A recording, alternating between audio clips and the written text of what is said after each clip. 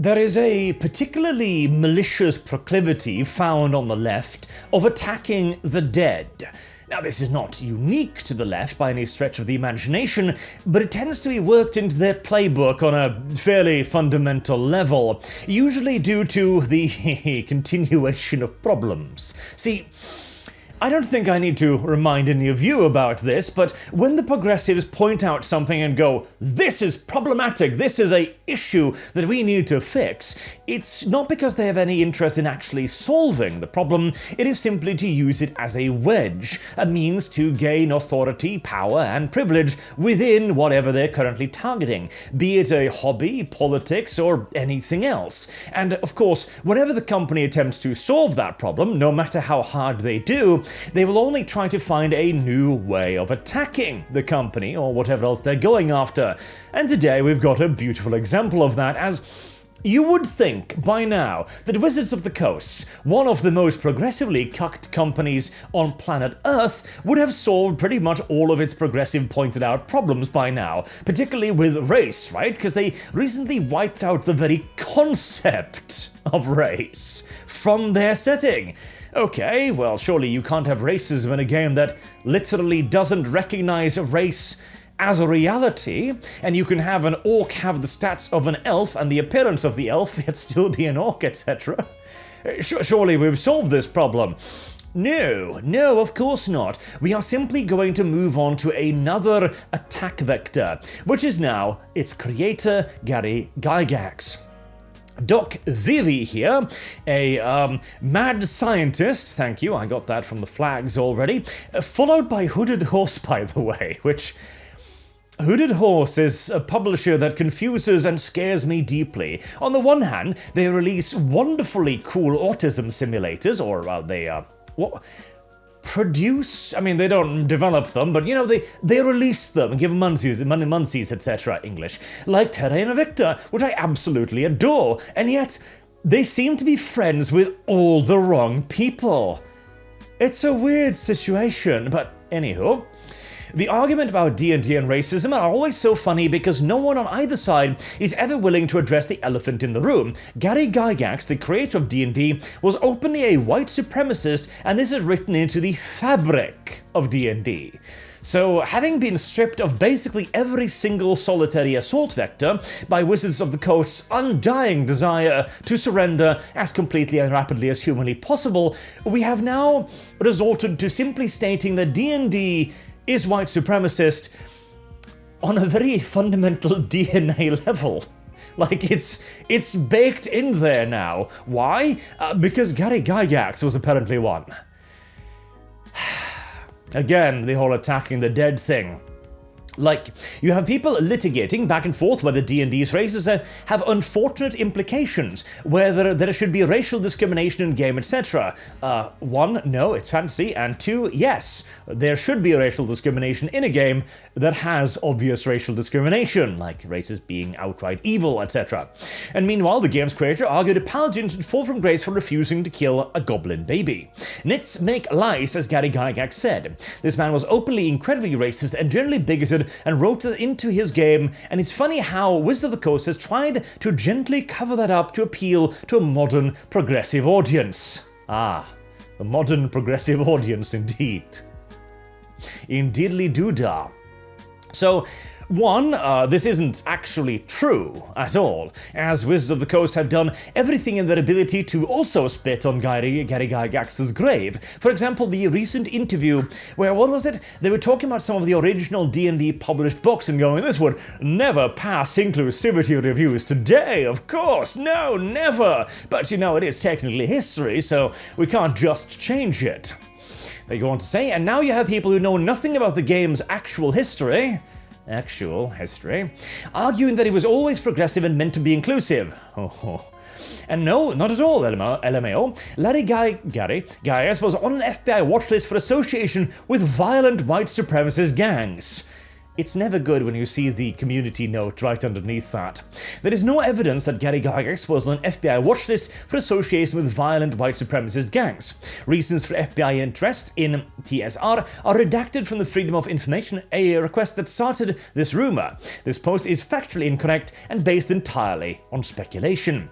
But let's get to the meat of it. So, if you're wondering about the racism against indigenous people, the killing goblin babies is lawfully good and the nits make lice quote, here's the forum post from Gygax. So, Gygax was explicitly about, yeah, these evil monsters race are stand-ins for real-life ethnic groups I hate. I somehow doubt that, but very well. So, the core of this argument appears to be this post here, where the creator, or the thread maker, says, Gary, it's lawfully good to kill goblin children just like it's good to kill Native American children. Gygax. How much you want to bet that is not an entirely accurate description of what is in this post? I will not give you very good odds at all. Okay, so the post. An eye for an eye and a tooth for a tooth is by no means anything but lawful and good. Prisoners guilty of murder or similar capital crimes can be executed without violating any precept of the alignment. Hanging is likely the usual method of such execution, although it might be beheading, strangulation, etc. A paladin is likely a figure that would be considered a fair judge of criminal conduct. And he then points out a rather horrific punishment the Anglo-Saxons used to do for rape and or murder of women, to point out that yes, even absolutely horrible thing can still be lawful. Shivington might have been quoted as saying nits make lice, but he's certainly not the first one to make such an observation, as it was an observable fact. If you have read the account of Wooden Leg, a warrior of the Cheniot tribe that fought against Custer et al., he dispassionately noted killing an enemy squaw for the reason in question. So, what is all this actually about then? Because this post doesn't really seem to bear out the it's lawful good to kill goblin children just like it's good to kill Native American children point, does it?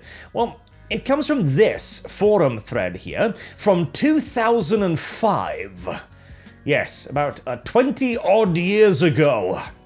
We have, once again, passed beyond grievance archaeology and hit the levels of grievance necromancy by quite some margin. So, what started it was, I had a situation come up. The group had been ambushed by a group of ogres and managed to fight them off and capture the remaining one.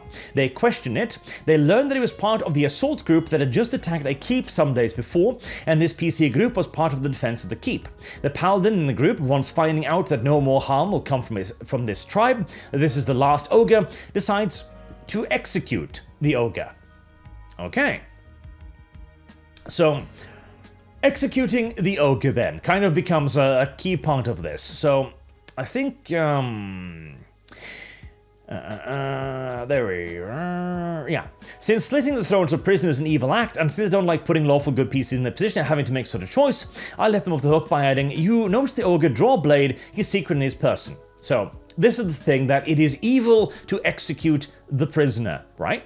Gary Gygax's point of view, paladins are not stupid, and in general there is no rule of lawful good against killing enemies. The old adage about knights making lice applies. And this, of course, also is true in D&D. Now, there is no rule of lawful good against killing enemies. True. Depending upon the type of enemy, of course. Here's the thing. If you kill an enemy in combat, then obviously that is noble and entirely justifiable. If you have an ogre who is tied up, executing him is also probably lawful good due to the adage here, nits making lice. So basically, something will inevitably grow into another thing. A nit, a baby version of lice, I think, will eventually grow into a lice, and therefore, of course, headache. Okay, fair enough. Well, in D&D, this is also true, of course. An ogre is probably going to continue to be an ogre. But the baby goblin thing, which is often a brought up example as well, the baby goblin is going to grow up into a goblin, and it is going to be an evil goblin, because that is how they work in a fantasy setting, where the races actually have alignments beyond the natural world. They might have alignment to gods, they might have a nature that makes them inherently evil, or simply a nature that means they have a overwhelming proclivity towards violence, towards raiding, raping, pillaging, etc. This is because it is a fantasy setting, but because leftists simply cannot perceive of a reality that isn't their own, they can't see this as an argumentative point in favor of that world. The leftists are literally the people that we warned about as children, like, oh, you shouldn't watch too many violent movies or you'll become desensitized and violent yourself. That was the left they were talking about back then. So that's the nits make lice thing. But what about the whole killing of goblin children then? Well, there's the Eye for Tooth and Shivington, which was it here? I'm not going to waste my time, and he was debating ethics and philosophy, as he was asked, Gary, seeing how you define lawful good, to what alignment would you ascribe the quantities of mercy, benevolence, and I dare say pacifism? Mercy is to be displayed for the lawbreaker that does so by accident, correct. Benevolence is for the harmless. Pacifism, in the fantasy milieu, is for those who would be slaves. Again, correct. And when it comes to the goblin children, it's brought up here. As I wrote earlier, I don't believe in putting PCs in the position of what do we do with all these baby goblins, not whether we've killed the adults. I simply don't include them or contrive some reason why the PCs don't have to deal with them. In other words, I don't put TPCs in the position where doing an FRPG, William Kelly, is an option. So this is a moral quandary that is brought up in D&D circles as an example. You've got a party and they've cleared out a goblin cave. At the back of the goblin cave are goblin children. What do you do with the goblin children? A character might then go, well, the children have done nothing wrong. They are children. They are babies. Obviously, we are not killing the babies. Another character then goes, they are goblin babies. Their alignment is evil. They are going to grow up to be evil. If we don't kill them, they are probably going to kill somebody else. And that's if they're lucky. They're going to do a hell of a lot worse to them if they get the chance. And now you have a position where two characters are like, no, my alignment would absolutely forbid me from doing this. And another character is, no, my alignment would absolutely make me do this. And you've got a party break. In fact, we had a recent example of that as well. Far closer to home, didn't we? And, okay, so Gary Gygax then supposedly made the argument, it is good to kill Native American children and goblins. Alright, what is his response? An astute manner of managing such a dilemma.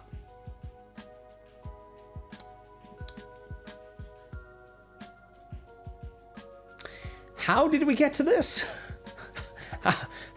How did we get to this? I suppose the knight makes lice argument, I guess, which again, in the world of D&D, is correct, but that has nothing to do with the Native American children then. Well, that seems to then come from this. So the Knights Makes Lice argument apparently is contributed to Colonel John Milton Shivington. So this guy was a part of the Sand Creek Massacre, where he himself and several other cavalrymen apparently massacred a group of women, children, and old people belonging to a pair of Indian tribes. Clearly without any sort of provocation whatsoever, right, as he was cited, damn any man who sympathized with Indians. I have come to kill Indians, and I believe it's right and honorable to use any means under God's heaven to kill Indians. Kill and scalp all, big and little, nits make lice. So again, this was clearly an attack upon noble savages, right? Innocent American Indians that had done nothing to deserve such an action. Well, how about that? As the reason why he was even out there with a detachment of US cavalry was in response to the Hungate massacre, where an entire family was allegedly either burned alive inside of their house or dragged out and tortured and killed. So, this brings us to a much wider topic, which we'll go into briefly before we can wrap up with a slightly more funny one. The myth of the noble savage is one of the most common and hard-lived ones out there. This idea that the Americans were simply existing in America, the American Indians. And it's like, oh, we live in peace, in compact with nature. We are friendly and good and do no wrong. No. Not at all. In fact, it couldn't be further from the truth. The Plains Indians, oh boy, were some of the most savage, violent, and horrific people to have ever existed on God's good green earth. They give the Assyrians a run for their money, and significantly later on, attacking neighboring tribes, stealing their stuff, stealing their women, was considered practically sport for them. A childish joke in large. They were very violent, very aggressive, and more than happy to torture the shit out of people. There were even tribes who believed that surrendering in battle was deeply dishonorable, and the only way to fix this dishonor and see the person pass on to the next life with their honor intact was to torture them by, for example, by chopping off their limbs, tying them up over bonfires, the bleeding limbs, so they would cauterize, on all four limbs, and then wait until they would eventually die, etc., because only through pain could they be cleansed. And that's before we get to stuff like the Aztecs. Oh boy, beyond certain tribes, usually of coastal Indians, which a lot of the Europeans refer to as potato Indians, yeah, the Plains one were heavy duty bastards, and no doubt about it. And this, of course, inspired the whites to be pretty mean to them in return. As they saw a horrific thing, so they returned with a horrific thing. Then the Indians saw a horrific thing, did a horrific thing back. Whites saw a horrific thing, and you can kind of see how the wheels on the bus go round and round. The only reason why one group eventually eradicated the other, largely, was because of just a teensy-beensy technological advantage towards the new guy. Just a little old bit. But yeah, no.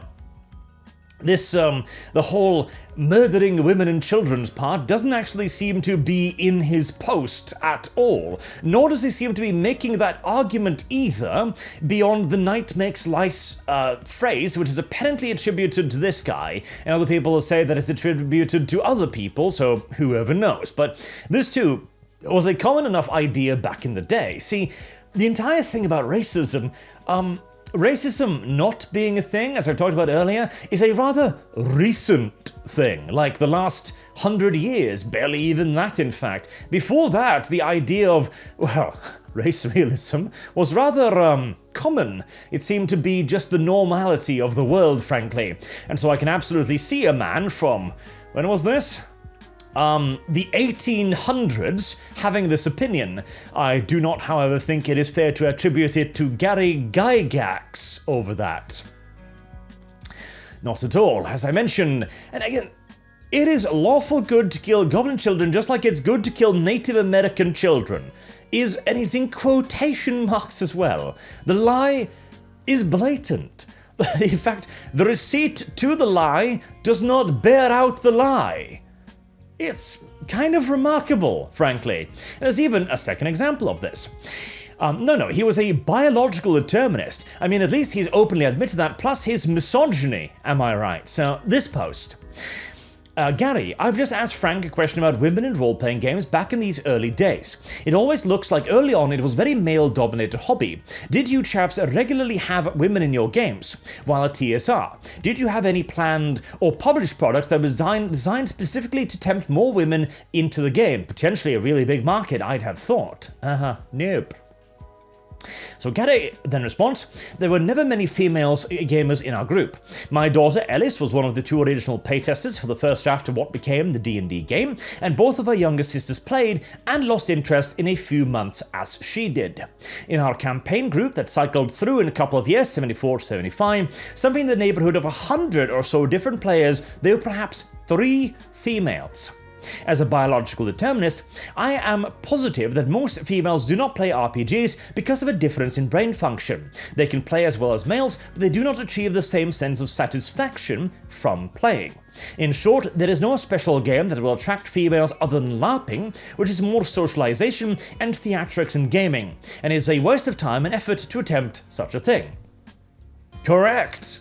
Overwhelmingly correct. The majority of women are not very interested in war games, or violent games in general. They tend to be the exception rather than the rule by a very, very large margin. And yes, this is in part because of, well, biology. See, The argument between biological determinism, nature versus nurture, has always kind of annoyed me, because the answer is probably, and rather obviously in my opinion, neither. It is not all nature, and it is not all nurture. It is a combination of the two, with the exception of some notable examples. For example, some people are psychopaths. Some people are born with an inclination towards murdering others in the most horrific way possible. No amount of nurture is going to change that. Similarly, no amount of nurture is going to turn someone who is naturally highly against violence, who grows sick at the very sight of blood, into a mass murderer by choice, and so on. Obviously, it is a combination of factors. But again, it's the current year, of course, which means that this position makes him a misogynist, of course. So this then is the new attack vector against Dungeons & Dragons. Wizards of the Coasts. I know, at this point, you have drunk the Kool-Aid so hard it is literally coming out of your ass, and there is no chance you could ever possibly reconsider your position because you are now so deeply embroiled in a moralized position that if you were ever to look back at it and go, wow, we have done a lot of damage to this. Holy shit, were we the bad guys all along? Your brain would, as a natural defensive function, go, no, it can't be. We're not the bad guys, right? But you've got to realize by now, one would hope, that there is no pleasing this group. There is no position you could adopt. You've even gone like, no, we have taken a distance from Gary Gygax. This stuff would never pass inclusivity review today, etc. There is no position you can assume that is subservient enough, because the goal was never to make you fix the problem. The goal was always to keep you subservient. And the moment you think that you are on equal footing with the people stepping on your head, you are going to find that you are not. Dungeons & Dragons. Avoid it, if at all possible. Until next time, I've been Arch. Thank you all very much for watching, and I do hope to see you all again soon. Have a good day.